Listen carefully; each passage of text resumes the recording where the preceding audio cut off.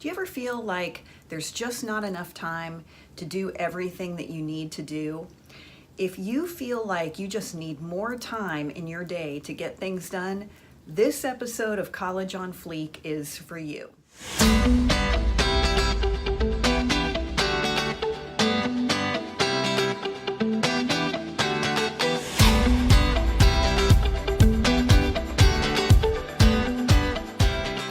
Hi, I'm Mary Dittman. I'm an award-winning business professor on the collegiate level and the creator of One-Derful Life and College on Fleek. In this episode, we're going to talk about time and how to manage your time and get the most out of it. I was actually speaking with one of my interns this past week, and she was feeling very overwhelmed. She works, she's taking a full load of classes, she's in a sorority, and she said, that's why I'm up late. She was emailing me at 2 a.m.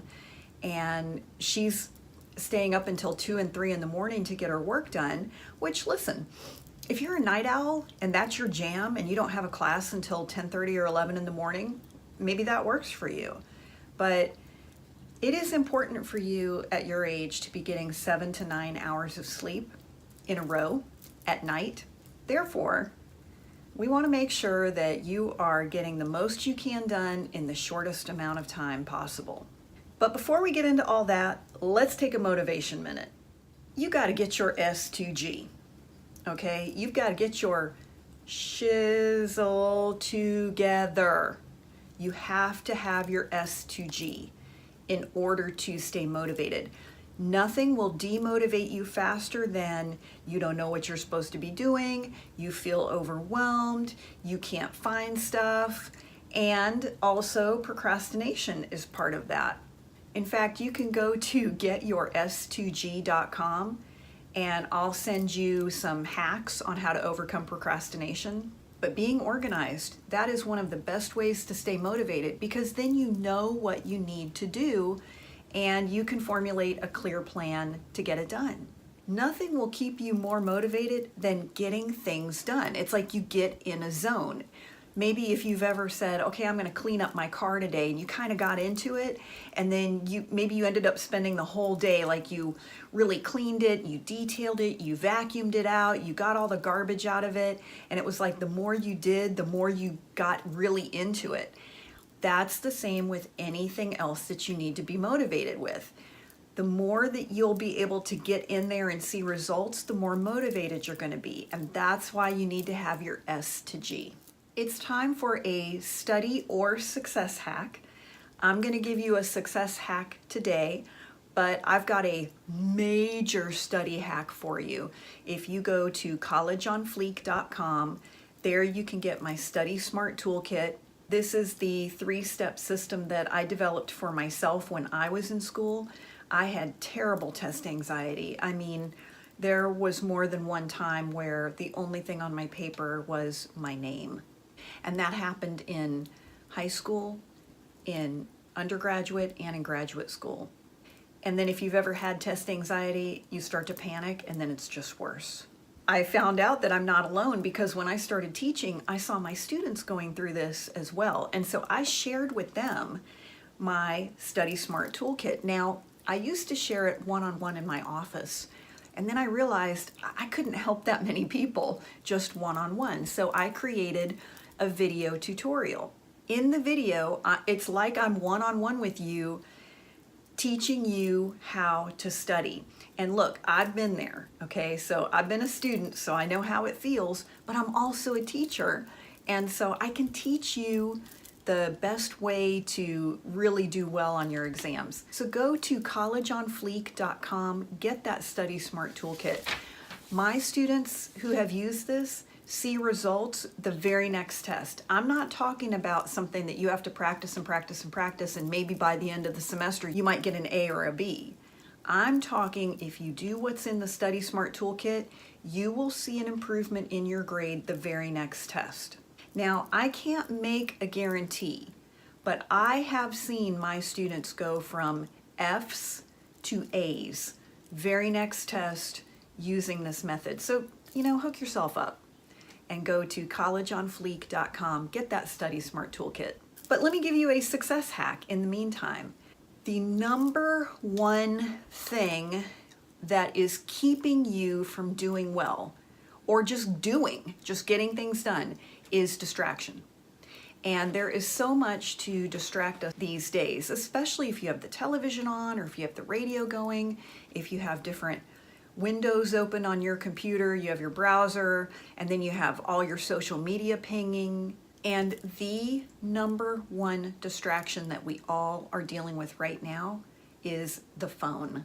I've even done this a few times where I'm in a meeting and just for a minute, I'm just gonna check my phone, and whatever it is, it might be Facebook, it could be a text message, it could be Instagram, and I just get sucked in for a second and I've missed. This has happened to me a few times. I missed what my boss told me to do. I missed what a client asked me for information on. So you cannot, this idea that you can multitask is a lie. You cannot. If you want to be successful and get something done, you have to put your phone away or put it on airplane mode. I'm not telling you to disconnect for 8 hours.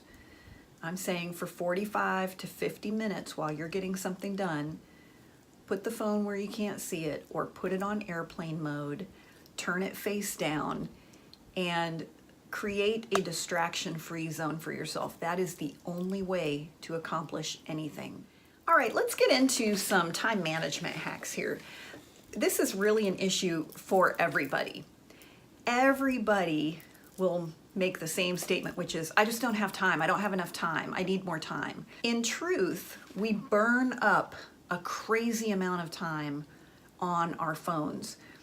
The most recent research I heard on this is that we touch our phones an average of 2,000 times a day. Just this morning, I said, let me just check Facebook for a second. 10 minutes later. Okay, so most people are checking their social media or their email or their texts or whatever. Let's say you only do that 6 times a day, but most of us are checking 20 to 30 to 50 times a day. But let's just say you only did that 10 times in a day. So 10 times, or even let's just go lower, let's say 5 times. 5 to 6 times in a day you check your social media. If you burn up 10 minutes, and I promise you you will, because you're watching someone's Instagram story or their Snap, that's 50 to 60 minutes. That's a whole hour. And it's gone and you didn't even realize it. And many times we think, oh, well, I'm gonna take a break and check in social media. Here's the problem with that. Your brain doesn't make a distinction between you're focused on writing a paper and you're focused on Instagram. It doesn't. It's the same amount of energy. That's why if you sit and mess around on your phone for an hour, you do not feel refreshed. Like, you don't mess around on your phone for an hour, put it down and go, whoo, I feel great. Let me go get some stuff done. No, you feel kind of like, oh, I'm kind of out of it. It's an energy drain. And then we have other things that eat up our time that are legit, like you have to go to class, you have to study, maybe you're going to work, you have social things that you're doing, you need to have a life, you have friends, you have family, you gotta sleep, you gotta eat. Hopefully you're gonna get some time at the gym and work out. I heard one time somebody said, well, the president has the same 24 hours in the day that you do, and look at everything that he gets done. And I'm like, yeah, but the president has a whole staff and a whole bunch of people who are helping him and doing things for him. He's not actually having to like do his own laundry or take notes in a meeting. He's not having to put gas in his car. So I understand we all have the same 24 hours available, but we don't all have the resources that super successful people have. However, that's why I'm going to give you some hacks. I'm going to hook you up so you can be more successful. All right, first thing, and I have all of my University Life 100 students complete this, and I'm going to tell you, I use this tool every week. And one of my students who just graduated, and let me tell you something, she was one of our senior resident assistants, RAs. She had over a 3.5 GPA. She was very well respected on campus, very busy, lots of family responsibilities. And she told me she continued to use this every day. Now, this is old school, but what it is it's a timesheet. It's a grid. When I'm planning my week, I, in my mind, start with Sunday. To me, Sunday is the first day of the week. Partly because that helps me then when I get to Monday, I'm not thinking, oh, the week is starting over again. No, it's the second day. So to me, Sunday start is easier. But you can do this with a Monday start. This is just a grid that I pulled off the internet. If you want to post in the comments or even send me an email at mdittman@marydittman.com, I'll email this to you. And what I do is I print them out. I print out a bunch of them, usually like 10. And then on Sunday, because Sunday for me is get your S2G Sunday, and I plan out my whole week. And this is a sheet for real. This is a real time sheet I'm using right now. And I'm already building out what is my time going to look like next semester coming up. School's going to start in a few weeks at the time that I'm filming this. So I'm already planning out what is my schedule going to look like so I can set my office hours and let my students know when will I be available. But what you do is you write in what are things that you know you're going to have to do. So for me, these are my classes. And my yoga classes are very important to me. And frankly, my students encourage me to go to yoga because it keeps me in a good mood. And a cranky Professor Dittman is not fun. So I have on my schedule, I have my yoga class put in there. If you had a set work schedule where you know every Friday you're going to be working from 6 p.m. to 10 p.m., you would put that on here. This show broadcasts every Sunday night at 8 p.m. Eastern. That's on here because I have to be available for that broadcast. When you do that, you put all your known set times, and then each week as I do this, I might say, oh, I have a doctor's appointment this week, and I'll put that on there fresh. But for right now, I don't know what I'm going to have, the third week in October. I know what I'm going to have generally speaking, so I'm starting there. But that gives you an idea of, oh, I have some chunks of time here that are available. Those are the chunks of time I can use. Most of us have good chunks of time, but we're not really aware of them, and so we just kind of let whatever happens happen, and that is not going to help you. For example, if you have, let's say, a 45-minute break between two of your classes, a lot of people will just kind of sit down, they'll mess around on their phone, they'll chill out with their friends, they'll get on Snapchat, they'll get on Instagram, they'll Google something. And that's 45 minutes where you could have really gotten a lot done. You could have made up some index drill cards to study with. You could have gone and seen 3 of your professors. You could have gone to the writing center and had them look at a paper for you. So a lot of times we have really great chunks of time available, but we're not necessarily aware of them because we're not looking at it. That's where having this will help you. And what I do is I have a copy of this on my bulletin board in my office at home where I do my work at home. And also I take a picture of this every week with my phone. So I always have it with me. And then I can refer back to it on a daily basis. So that's the first thing. Get your grid lined out. Now, I've had athletes that by the time they put in their classes, practice, games, travel time, they don't have a lot of time available. But it shows them, well, all I'm going to have is an hour right here. So I had better use that 1 hour and get things done. But trying to keep it all in your head, you're not going to be able to. Put it on paper. And like I said, if then you don't want to have to deal with a piece of paper, take a picture of it with your phone. You can throw the piece of paper away or recycle it. Number 2, create deadlines for yourself. You know that you might have an assignment a teacher gave you and they gave you 2 weeks to work on it, but you actually don't really start on it until the day before it's due, or the night before it's due, or an hour before it's due. We are motivated by deadlines. That is human nature. And listen, faculty members are the same way. At my university, I teach at Francis Marion, and we always have like at least 2 months notice of when our annual evaluation, our annual report is going to be due. And that's what they use to evaluate us and, figure out if we're keeping our job, are we getting a raise? And those are some hard deadlines. So I have to get my report to my boss so that he can review it, evaluate it, sign off on it. Then it has to go to his boss, and then it has to come back to him, and he has to meet with me.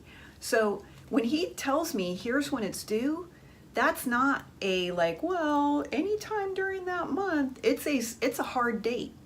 And what I would do, like many of my colleagues, because we're busy, I would frequently wait until 2 days before it was due, and I'd be scrambling trying to get it done. And the problem is that I'm trying to remember from a year, what did I do over the past year that I want to include on my annual report? So now what I do is I've created my own deadline. And that deadline is that every Friday I review what did I do over the past week, and I just go ahead and put it into the evaluation form. Every week I am updating my annual report. So when I get that email that says, hey, this thing's gonna be due in 2 months, I'm like, okay, I'm good. I think I'm good. Then we get another email. It's due in 4 weeks. It's due in 2 weeks. It's due in 1 week. And I have it ready to go. And I can turn it in a few days early. A lot of times I don't, because I feel like, well, I'm gonna take those extra few days and just review it a couple times, make sure that I'm happy with it. But my deadline is every Friday or every Monday, whatever. That's something I'm doing. That's a deadline. Every Monday or every Friday, whatever day I choose, I am going to add on to this report. It can be hard to keep yourself accountable to a deadline, but hey, use your friends, use your social media, and say something like, go on your Snapchat or your Instagram and say, I am gonna have my outline for my English paper done by this time next week or by this time tomorrow. And I'm gonna post on here this time tomorrow whether I have it done or not. And if I don't have it done, then the first 5 people who call me out on it, I'll buy you a bottle of water or whatever. But get people to help you maintain that accountability. Have your mom help you, have your girlfriend, your boyfriend, your roommate. Get your tribe, okay? You can post that stuff here on College On Fleek, and you can put something in the comments to tell us, here's what I'm doing, or here's what I'm gonna need help with, or y'all check back with me. I'm in an online course myself as a student, and one of the lessons that I was going through, one of the other students said, I'm going to have this project done by X date. And so on that date, I happened to be back in the lesson, and I put on there, I was like, well, where is it? How you doing? Maybe with your deadline, if you've reached the deadline, then you reward yourself in some way. But you have to create your own deadlines because, listen, in college, a lot of times we won't give you a deadline for every step of a project. We'll just tell you there's this big, massive honking project due the last day of class, get it done. So you have to create your own deadlines. Hack number 3 for time management, I'm gonna say it again, airplane mode. If you want to make the most of every moment and really get stuff done, you've gotta put the phone away.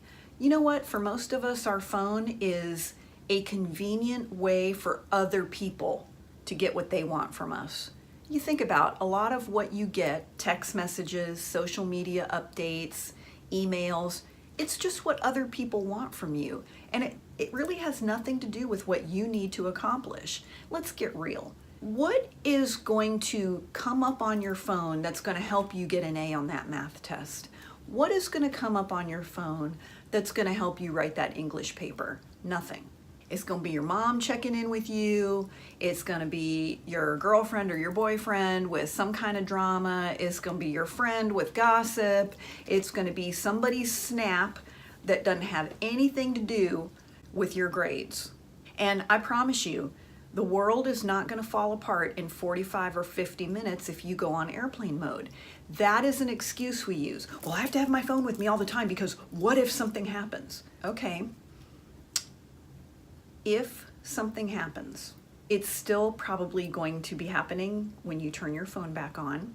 And listen, I had this happen. It was a Saturday morning a few years ago, and I had put my phone on airplane mode because I was dating a guy, and oh my God, he was high maintenance. He was just blowing my phone up, and I was like, I got to get some stuff done. So I put my phone on silent, on airplane mode, for about 45 minutes, and I just got some stuff done. Turned my phone back on, and a voicemail came up, and it was a very desperate voicemail from my dad. And I called him back, and he told me that my stepmom had died very tragically and suddenly and unexpectedly, and she and I were very close. I did feel some kind of way about not being there for my dad the very minute that he made the phone call. And this is going to sound harsh, but the truth is that whether I had gotten that call right when he made it, or I got it 45 minutes or an hour later, she was still dead.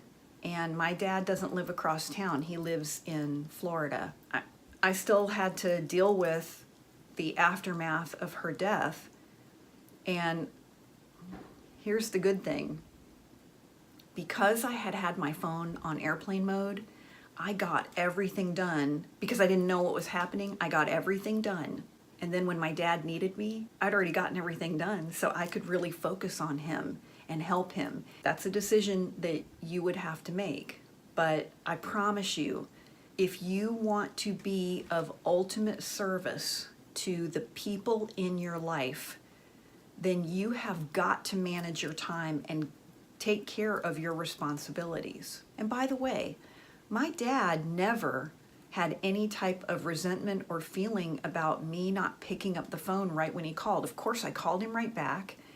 And later on, I said, Dad, I feel so awful. I didn't answer the phone. And listen, he was in such a daze and in such shock, having found his wife dead, that he wasn't worried about, why didn't you answer the phone?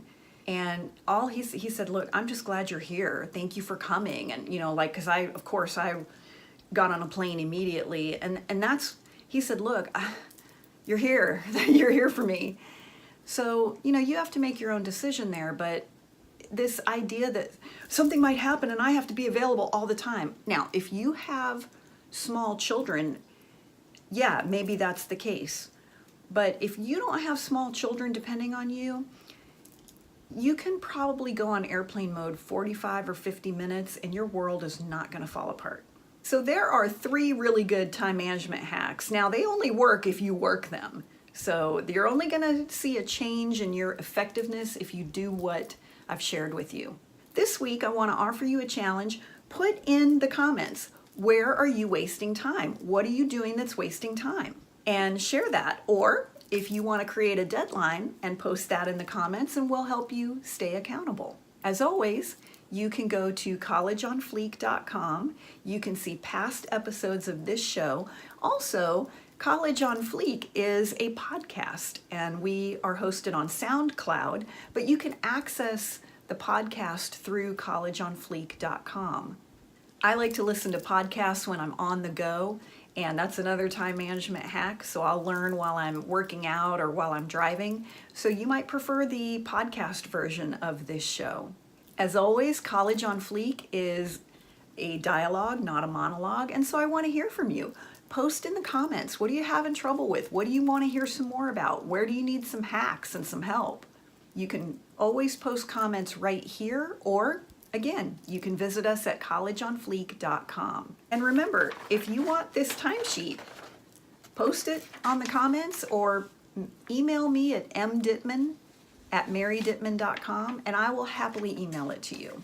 Next week, I'm going to give you a little mini training on my Study Smart Toolkit, that 3-step system to help you get the grades that you want in college. I'm going to do a little mini training for you on that. So make sure you join us next week right here on College on Fleek.